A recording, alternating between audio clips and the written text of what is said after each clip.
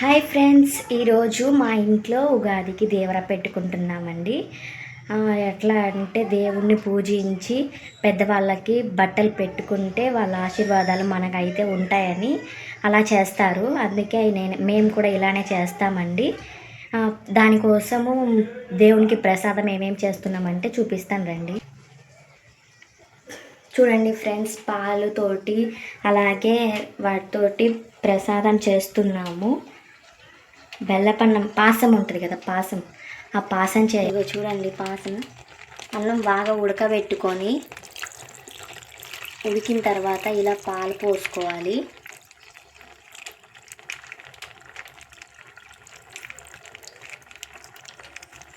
పాలు పోసుకున్న తర్వాత ఉడికిన తర్వాత బెల్లం వేసుకోవాలి. పాసంలోకి ఇదిగోండి పప్పు వేస్తాము. అలాగే చూడండి ఫ్రెండ్స్, ఇంటికి మామిడి తోరణాలు పెట్టాము. ఇగో చూడండి. అలాగే దేవుని పటాలన్నీ శుభ్రం చేసి పూజ.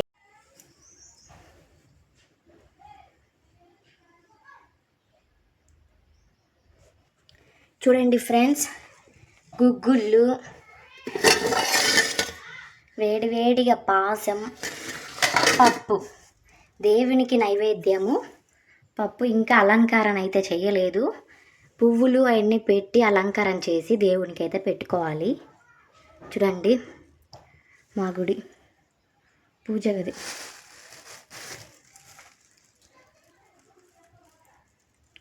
ఇంకా మామిడి తోరణాలు అవన్నీ కట్టాలి.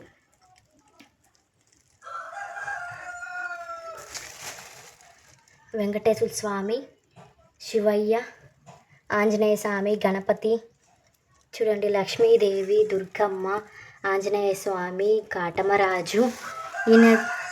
ఈ దేవుడు మా కులదైవం అండి. ఇదే మా గుడి, దేవుని ప్రసాదం ఇది. ఇప్పుడు దేవుని పోలేరమ్మ దగ్గరికి వెళ్ళి గుడికి వెళ్ళి ప్రసాదం ఇవి పెట్టాలి, పిల్లలకు ప్రసాదం పెట్టాలి.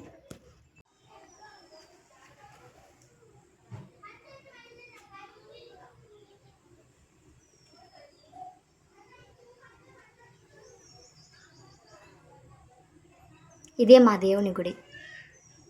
చూడండి ఫ్రెండ్స్, ఎంత బాగా అలంకరించానో. ఇందాక పూలు పెట్టలేదు కదా, పూలు పెట్టి ఎంత బాగా అలంకరించానో చూడండి. మామిడి తోరణాలు.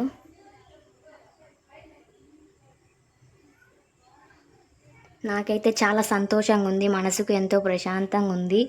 దేవుణ్ణి ఇలా అలంకరించుకుంటే చాలా బాగుంది కదా ఫ్రెండ్స్. పూజ చేసి దేవునికి ప్రసాదం పెట్టిన తర్వాత గుడ్డలు పెద్దవాళ్ళకి పెట్టుకొని ఇంకా అంతే ఫ్రెండ్స్. దేవర అంటే అదే. ఇంకా మీకు టోటల్గా ఎక్స్ప్లెయిన్ చేయాలంటే ఇప్పుడు కుదరదు, టైం లేదు, పని ఉంది. Okay friends, bye. అందరికీ అడ్వాన్స్ ఉగాది. ఈ వీడియో నచ్చినట్లయితే లైక్ చేయండి, సబ్స్క్రైబ్ చేసుకోండి, బెల్ ఐకాన్ని క్లిక్ చేయండి. లైక్ అయితే మర్చిపోవద్దు. బాయ్.